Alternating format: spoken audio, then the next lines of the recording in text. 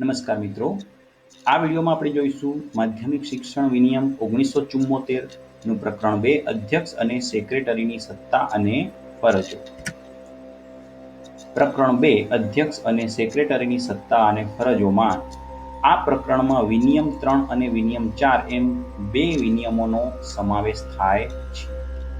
વિનિયમ 3માં અધ્યક્ષની સત્તા અને ફરજો દર્શાવી છે. વિનિયમ 4માં સેક્રેટરીની સત્તા અને ફરજો દર્શાવી છે. અધ્યક્ષની સત્તા અને ફરજો એમાં કલમ 3 એટલે વિનિયમ 3ની 1 અને એની ફરી એક પેટા એની અંદર જોઈએ તો અધ્યક્ષની ફરજો નીચે મુજબ રહેશે. કારોબારી સમિતિના નિર્ણયોનો અમલ કરશે. અધ્યક્ષ શું કરશે તો કારોબારી સમિતિના નિર્ણયોનો અમલ કરશે. પોતે જેનો અધ્યક્ષ હોય તે સમિતિની તમામ બેઠકો બોલાવશે. આ એમની ફરજ છે કે જેના અધ્યક્ષ છે એને તમામ બેઠકો બોલાવવાની છે. ત્રીજું, પોતે જેનો અધ્યક્ષ હોય તે સમિતિની તમામ બેઠકોનું અધ્યક્ષ સ્થાન લેશે. અધ્યક્ષ છે એટલે અધ્યક્ષ સ્થાન લેશે. બીજું, અધ્યક્ષને નીચેની સત્તાઓ રહેશે. આ ફરજો થઈ ગઈ, આ એની સત્તાઓ. તો 1 નંબર, અંદાજપત્રની જોગવાઈઓને આધીન રહીને બોર્ડની ઓફિસ માટે જરૂરી સ્ટોર, સ્ટેશનરી, ફર્નિચર અથવા બીજી સાધન સામગ્રીની ખરીદી કરશે અથવા ભાડે રાખશે. જો ખરીદ કિંમત કરતાં ભાડા પેટર્ન ખર્ચ 1000થી વધુ હોય પણ ₹20,000થી વધુ ન હોય તો, એટલે શું કે અંદાજપત્રની જોગવાઈઓને આધીન રહીને બોર્ડની ઓફિસ માટે જરૂરી સ્ટેશનરી સામાન, ફર્નિચર આ બધું એ કરી શકશે અથવા ભાડે પણ રાખશે, પણ એની કિંમત કેટલી ઠરાવેલી છે? 1000થી વધવી ન જોઈએ ને 20,000થી વધુ ન હોય તો એ અધ્યક્ષની સત્તામાં આવે છે. નેક્સ્ટ, સ્ટોર, વેચાણ, પ્રકાશનો અને લકડી સામાનની બિનઉપયોગી ચીજોના સંબંધમાં લેણી થતી વસૂલ ન થઈ શકે તેવી રકમો માંડી વાળશે, પરંતુ આવા દરેક દાખલામાં લેણી થયેલ રકમ અથવા લકડી સામાનની કિંમત ₹2500 કરતાં વધુ હોવી જોઈશે નહીં. એટલે અધ્યક્ષને એવી સત્તા આપેલી છે કે અમુક વખતે આ જે કંઈ ભંગાર હોય, લાકડી સામાન બિનઉપયોગી હોય, એની જે રકમ વસૂલ થઈ શકતી નથી તો એ માંડવાળ કરી લેશે. અને પણ ક્યારે કરી શકશે તો 2500 કરતાં વધુ ન હોય તો એ રકમની માંડવાળની સત્તા આપેલી છે. અંદાજપત્રથી મંજૂર કરેલી રકમથી વધવા પામી નહીં તે રીતે બોર્ડની નાણાં સમિતિ હોય તો તેની સાથે વિચાર વિનિમય કરીને અંદાજપત્રના વિગતવાળા એક સદરમાંથી બીજા સદરમાં રકમનો પુનઃ વિનિયોગ કરી શકશે. એટલે કે અંદાજપત્ર પ્રમાણે વધે નહીં તેવી રીતે. અને ફરી પાછું શું કરવાનું છે? નાણાં સમિતિની સાથે વિચાર વિનિમય કર્યા બાદ જે પૈસા છે, રકમ છે, એને એક સદરમાંથી બીજા સદરમાં ફેરવીને તેનો ઉપયોગ કરવાની વાત છે. એ સત્તા પણ અધ્યક્ષની છે. બોર્ડની તાકીદની સભા બોલાવવાનું તેને જરૂરી લાગે તો કોઈ પણ સમયે તેવી સભા તે બોલાવી શકે છે. ઉમેદવારોને પરીક્ષામાં બેસવા અંગેના જોઈન્ટ સેક્રેટરીએ સાદર કરેલા શંકાસ્પદ કેસોનો નિર્ણય પણ કરી શકશે. પરીક્ષા સમિતિ સાથે વિચાર વિનિમય કરીને પરીક્ષાના જુદા જુદા કેન્દ્રો પર મુખ્ય સંચાલક નક્કી કરવાની સત્તા પણ અધ્યક્ષને છે. એટલે જ્યારે પણ બોર્ડની પરીક્ષાઓ યોજાય ત્યારે તમામ કેન્દ્રો ઉપર જે મુખ્ય સંચાલક એ માધ્યમિક શાળાના આચાર્યોને મૂકવામાં આવે છે તે પણ સત્તા કોની છે? અધ્યક્ષની છે. નેક્સ્ટ, બોર્ડના અને તેની સમિતિઓના સભ્યો અને બોર્ડના અધિકારીઓના મુસાફરી ભથ્થાના બિલોની ચૂકવણી મંજૂર કરશે. એટલે ટીએ બિલોનું મંજૂર કરવાની સત્તા પણ અધ્યક્ષને છે. 8મું, તાકીદના પ્રસંગે જરૂરી જણાય તો પોતાના અભિપ્રાય પ્રમાણે પગલું લેશે અને ત્યારબાદની બોર્ડની બેઠકમાં રજૂ કરવું પડશે. એટલે કે અમુક વાર એવી પરિસ્થિતિ આવી પડે કે તાત્કાલિક એમણે કોઈક નિર્ણય કરવો પડે તો ત્યારે એમણે પગલું લઈ લેશે અને ત્યાર પછીની જે મિટિંગ થાય, બેઠક થાય, તેમાં એ પગલું રજૂ કરી એની બહાલી પણ મેળવવી જોઈએ. સેક્રેટરીને બોર્ડના અન્ય અધિકારીઓની ખાસ અશક્તતા રજા સહિતની રજા મંજૂર કરી શકશે. એટલે સેક્રેટરી અને બોર્ડના અન્ય અધિકારીઓ છે એમની ખાસ અશક્તતાની રજા સહિતની રજાઓ મંજૂર કરવાની સત્તા પણ અધ્યક્ષને છે. 10મું, બોર્ડના કારકુનની સ્ટાફની કોઈ પણ વ્યક્તિને ઠપકો આપશે, દંડ કરશે અથવા પાયરી ઉતાર કરશે અથવા તેને લેણા થતા પગારનો કોઈ પણ ઇજાફો ખાસ મુદત સુધી અટકાવશે નહીં. એટલે કે કારકુની સ્ટાફનો કોઈ પણ વ્યક્તિ હોય એને ઠપકો આપી શકે, દંડ કરી શકે છે, પાયરી ઉતાર પણ એની સત્તા પણ અધ્યક્ષને છે અને ઇજાફો પણ અટકાવી શકે છે. ગંભીર ગેરવર્તણૂક અથવા કાર્યક્ષમતાનો અભાવ હોય તો કેસોમાં કારકુની સ્ટાફના કોઈ પણ અથવા ચોથા વર્ગના કર્મચારી સામે યોગ્ય સત્તાધિકારી દ્વારા તપાસ કરાવશે અથવા તપાસ કરવાનો હુકમ કરશે અને તેને નોકરીમાંથી દૂર કરશે અથવા બરતરફ કરશે. એટલે આટલી બધી સત્તાઓ પણ અધ્યક્ષને આપેલી છે. પરંતુ જો એ બરતરફ કરવાનો હુકમ કરે ત્યારબાદ જે તે વ્યક્તિ ફરિયાદ કરે રાજ્ય સરકારમાં અને રાજ્ય સરકાર એના હુકમો મંગાવીને જરૂરી હોય તો એ હુકમોમાં ફેરફાર કરાવે, તપાસ કરાવે અને ત્યાર પછી એ હુકમને ફેરવવાની અંતિમ સત્તા રાજ્ય સરકારને રહેશે. 11. બોર્ડના ત્રીજા વર્ગના કર્મચારીઓને નિમણૂક કોણ કરશે? તો અધ્યક્ષ કરશે. તેના પોતાના મુસાફરી ભથ્થાના બિલ, અધિકારીઓની મુસાફરી ભથ્થાના બિલ પણ મંજૂર કરી શકશે. અધ્યક્ષને રાજ્ય સરકારના વિભાગના ઉપરી વાપરતા હોય તેવી તમામ સત્તાઓ રહેશે. એટલે બોર્ડના અધ્યક્ષને ખૂબ સારી એવી સત્તાઓ આ વિનિયમમાં આપેલી છે. હવે આપણે જોઈએ છે સેક્રેટરી. સેક્રેટરીની કઈ કઈ ફરજો, કયા કયા એના હક્કો છે.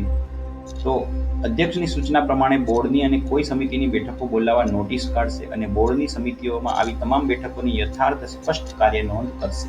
એટલે અધ્યક્ષ જે સૂચના આપે કે ભાઈ આપણે મિટિંગ લેવાની છે તો સેક્રેટરી એના માટે મિટિંગ બોલાવવા માટે નોટિસ કાઢશે અને કાર્ય નોંધ અને તમામ કાર્યવાહી સેક્રેટરીને સોંપેલી છે. તમામ સમિતિઓના સેક્રેટરી તરીકે કામ કરશે. આવી સમિતિઓની બેઠકમાં થતી ચર્ચામાં હાજર રહી ભાગ લેશે અને આવી બેઠકોમાં જે માહિતી આપવાનું અને જે પ્રશ્નોના જવાબો રજૂ કરવાનું અથવા મૂકવાનું તેને જણાવવામાં આવે તે માહિતી અથવા તે પ્રશ્નોના જવાબ આપશે. એટલે કે મોટાભાગની જે કાર્યવાહી છે સેક્રેટરીના હાથમાં છે.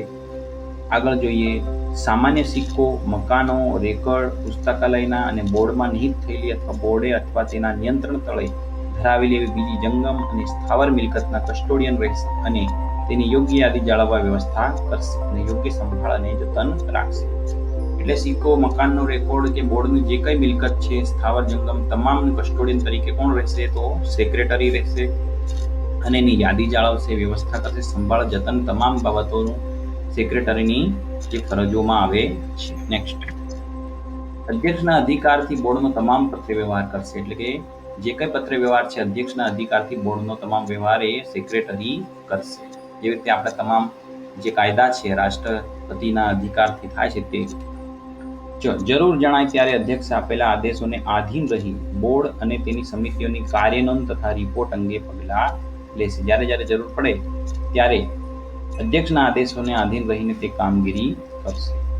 બોર્ડના કોષાધ્યક્ષ તરીકે કામ કરશે અને બોર્ડને આપવાની તમામ ફી, અન્ય લેણી રકમો સ્વીકારશે અને બોર્ડ અને બેંકમાં તે બધા નાણાં વિના વિલંબે બોર્ડના યોગ્ય ખાતામાં જમા કરાવશે અને સેક્રેટરી તરીકેની હેસિયતથી પોતાને મળેલી તમામ રકમો અને જે તે ખર્ચ બોર્ડના નાણાં મંજૂર કરવામાં અથવા ફાળવવામાં આવ્યો હોય તે ખર્ચનો યોગ્ય હિસાબ રાખશે. એટલે કોષાધ્યક્ષ તરીકેની તમામ કામગીરી, પૈસા નાણાંનો હિસાબ જમા કરવું, ઉપાડવા તમામ કામગીરી સેક્રેટરીની ફરજમાં આવે છે. અધિનિયમ અને વિનિયમોની જોગવાઈ અનુસાર બોર્ડની આવક અને ખર્ચના વાર્ષિક સુધારેલા પૂરક અંદાજપત્રો અને બોર્ડના આવક જાવક વાર્ષિક હિસાબો તૈયાર કરી રજૂ કરવાની વ્યવસ્થા પણ સેક્રેટરી કરશે. એટલે ઓડિટ કરાવવાની તમામ જવાબદારી સેક્રેટરી કરશે. નેક્સ્ટ, બોર્ડના પુસ્તકાલય ઉપર દેખરેખ રાખશે. એટલે પુસ્તકાલયનો આખો વિભાગ પણ સેક્રેટરીની ફરજમાં આવે છે અને સભ્યોને પુસ્તકો આપવા લેવા એ તમામ બાબતો પણ એની અંદર આવે છે. બોર્ડના અધિકારથી લેવાતી પરીક્ષા માટે ઠરાવેલા અથવા મંજૂર કરેલા અભ્યાસક્રમો અને પાઠ્યપુસ્તકોને લગતા સૂચિપત્રો, પરિપત્રો, નોટિસો વગેરે આપશે. એટલે કે જે કંઈ બોર્ડ દ્વારા પરીક્ષાઓ લેવામાં આવે છે માધ્યમિક શિક્ષણ, ઉચ્ચતર માધ્યમિક શિક્ષણ બોર્ડ દ્વારા, એ અભ્યાસક્રમોને, પાઠ્યપુસ્તકોને, સૂચિપત્રો, પરિપત્રો એ બધું પણ સેક્રેટરી કરશે. નેક્સ્ટ, સ્ટોર, વેચાઉ પ્રકાશનો, ગુણપત્રક, લકડી સામાન્ય, બિનઉપયોગી ચીજો વગેરેના સંબંધમાં બોર્ડની લેણી નીકળતી વસૂલ ન થઈ શકે તેવી માંડી વાળવાની રકમો અંગે દરેક બાબતની બોર્ડના અધ્યક્ષને જાણ કરશે. આ અર્થે બહાર પાડવામાં આવતી આદેશનું પાલન કરશે. એટલે કે આ કઈ બધી પ્રક્રિયાઓ સેક્રેટરી કરી અને અધ્યક્ષને જાણ કરશે અને અધ્યક્ષ એના ઉપર નિર્ણય લેશે. આપણે આગળ અધ્યક્ષની ફરજોમાં જોયું. કારોબારી સમિતિના આદેશો અનુસાર બોર્ડની તરફથી લેવાતી પરીક્ષાઓના સંચાલન માટે જરૂરી તમામ વ્યવસ્થા કરશે. જુદા જુદા વિષયોના ગુણોની કોષ્ટકોની વ્યવસ્થા કરશે અને પરિણામ પત્રકો તૈયાર કરશે. આ પણ સેક્રેટરીના અંડરમાં આવે છે. બોર્ડે ઠરાવેલા નમૂના પ્રમાણેના બોર્ડની પરીક્ષા પાસ કરી હોવાના પ્રમાણપત્રો સફળ ઉમેદવારોને આપશે. બોર્ડે રજીસ્ટર કરેલી શાળાઓની યાદી વિભાગને દર વર્ષે આપશે. રજીસ્ટ્રેશન વાળા પ્રકરણની વાત છે અધિનિયમની. રજીસ્ટર થયેલી શાળાઓ રજીસ્ટર થયેલી શાળાઓ પાસેથી રિપોર્ટો, પત્રકો અને બીજી માહિતી મંગાવશે. એટલે જે કંઈ રજીસ્ટ્રેશન થયેલી શાળાઓ છે એની પાસેથી રિપોર્ટ, પત્રક, તમામ માહિતી મંગાવવાનું કામગીરી સેક્રેટરી કરશે. નેક્સ્ટ, પરીક્ષા માટે ઠરાવેલ પાઠ્યપુસ્તકોના અને ભલામણ કરેલા પુસ્તકોમાં સંબંધમાં નોટિસો કાઢી આપશે. બોર્ડના નિર્ણયનો અમલ કરવા માટે જરૂરી બીજી ફરજો પણ બજાવશે. બોર્ડની મિલકતમાં ₹400 કરતાં વધારે કિંમતની ખોટ જાય તે દરેક કેસમાં તપાસની લોકલ ફંડ હિસાબ ગુજરાતને જાણ કરશે. આ પણ પ્રશ્ન પૂછાઈ શકે છે. સેક્રેટરીની નીચેની સત્તાઓ રહેશે. ઉપરની જે ફરજો થઈ, હવે એની સત્તાઓ કઈ છે?